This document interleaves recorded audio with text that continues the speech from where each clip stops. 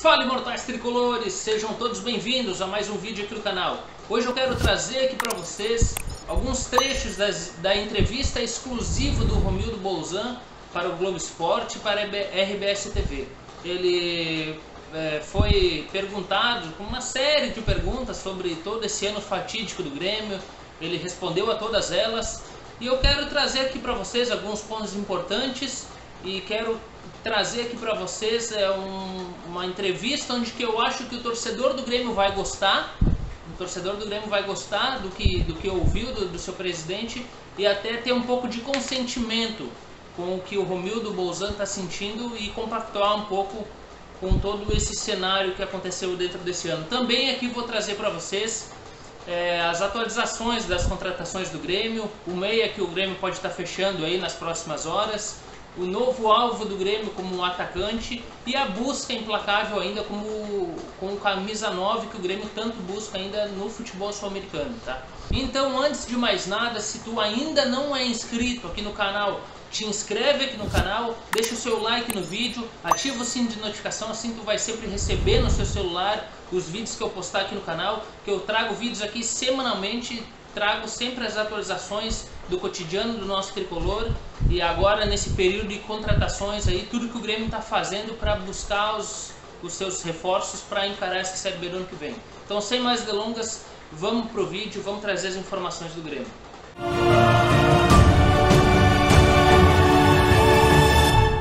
Gremistada, vou começar falando aqui no vídeo sobre essas questões do Romildo Bolzan, sobre essa entrevista que ele deu e sobre alguns pontos que eu acho muito importante, esclarecedor até, e algumas questões que eu acho que o torcedor vão gostar, que nem eu já falei aqui.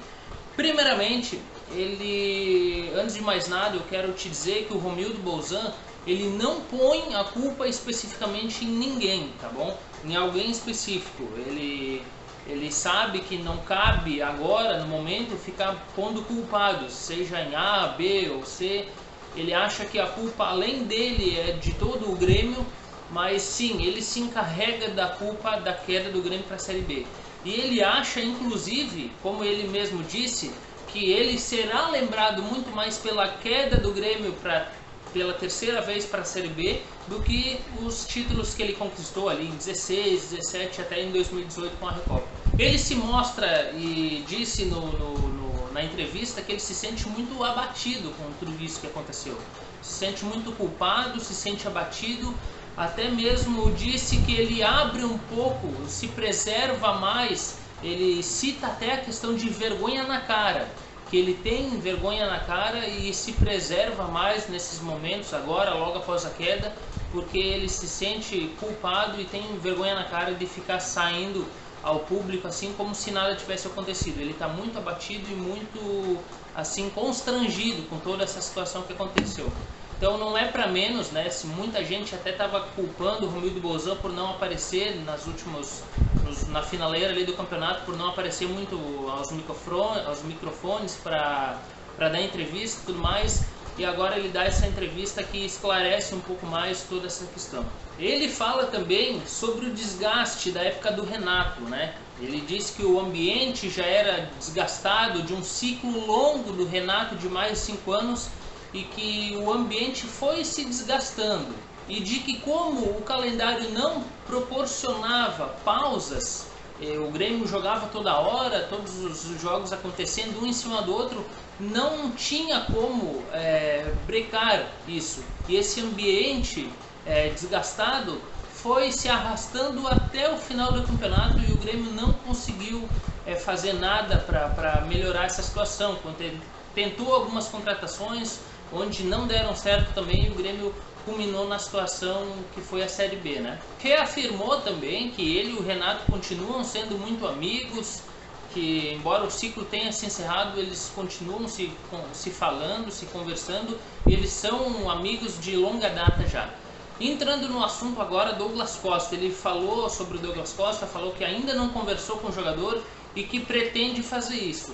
E que se o jogador permanecer em Porto Alegre, com certeza haverá uma conversa referente aos pagamentos do jogador, ou seja, redução de salário. Ele precisa se readequar ao salário do Grêmio se ele permanecer. o que eu acho ainda bem improvável. Porém, o Denis Abrão também já foi aos microfones e falou que vai ter uma conversa olho a olho com o Douglas Costa para ver toda essa questão aí sobre o que ele quer da vida dele. Mas a questão é uma só, ele não tem mais clima para permanecer aqui. E eu acho que a gente vai entrar num consenso aí a partir do ano que vem, tá?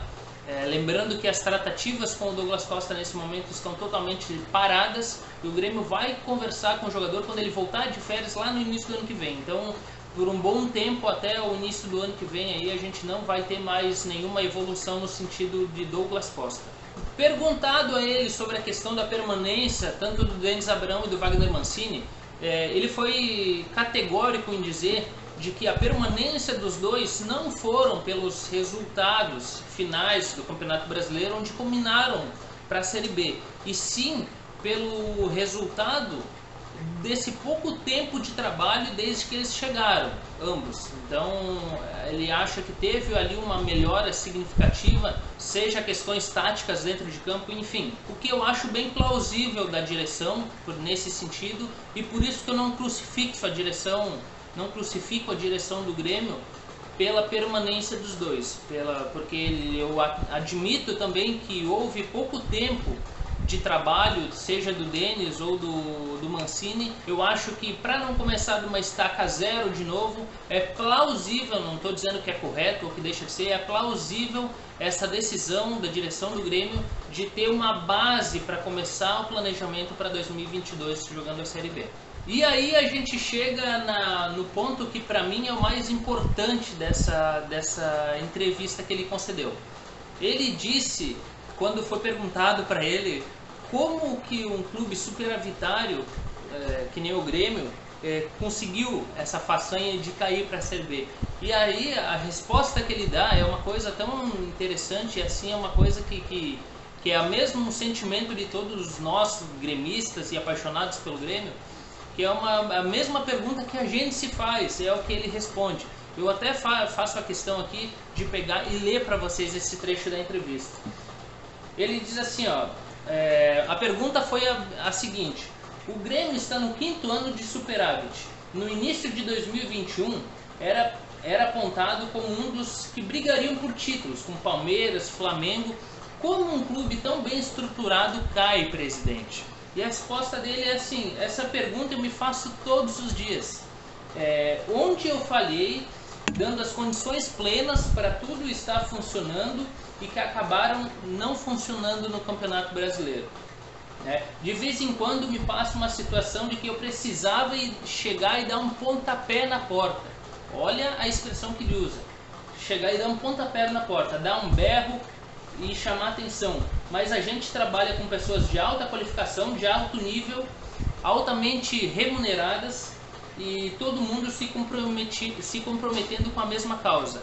Então, veja bem, gente, a mesma situação que às vezes a gente acha que o Romildo é omisso em muitas questões, até dele descer para o vestiário e tomar conta lá embaixo, é a mesma questão que ele acha. Que às vezes ele acha que falta essa questão de chegar e dar um pontapé na porta, mas aí ele se pensa, porra, eu tenho pessoas que estão comigo cuidando dessas questões, e por isso que ele faz essa ressalva, né, de que tem pessoas qualificadas, ou tinha pelo menos, entre aspas, pessoas qualificadas naquele setor, e por isso ele não fez. Falado isso, Grêmio Estado, eu quero aqui rapidinho atualizar para vocês sobre as chegadas de alguns jogadores para o Grêmio. Hoje se confirmou a chegada do Wanderson, né? O Grêmio divulgou a chegada oficial do Janderson como novo atleta do Grêmio, novo jogador do Grêmio, 22 anos, ponta. Benítez, camisa 10, jogou no Vasco, se deu bem lá no Vasco, fez um ano bom, depois foi para o São Paulo.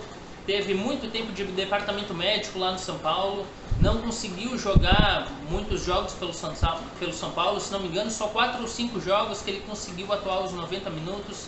Entrou muito ao decorrer dos jogos por questões de preparação física e condicionamento físico pelas suas lesões lá no São Paulo. Esse é o jogador que o Grêmio está muito próximo de fechar a contratação. O Grêmio, que provavelmente vai tentar um empréstimo junto com o Independiente lá da Argentina, Ele que custa cerca de 3 milhões e meio de euros para contratá-lo, né? Ele que tem mais um ano de contrato só com o Independiente, e se o Grêmio quisesse adquirir os direitos federativos do jogador, teria que desembolsar cerca de 16 milhões de reais. Enfim, eu não creio que esse seja o caminho que o Grêmio vai encontrar para tentar estar com o jogador para o ano que vem, mas é o meio que o Grêmio está procurando. O que eu acho sobre o Benítez?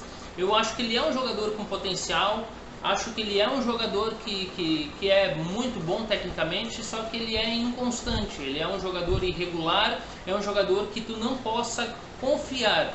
Então fica essa minha dúvida. Será que ele vai chegar aqui e conseguir apresentar o seu futebol, o futebol que a gente sabe que ele tem?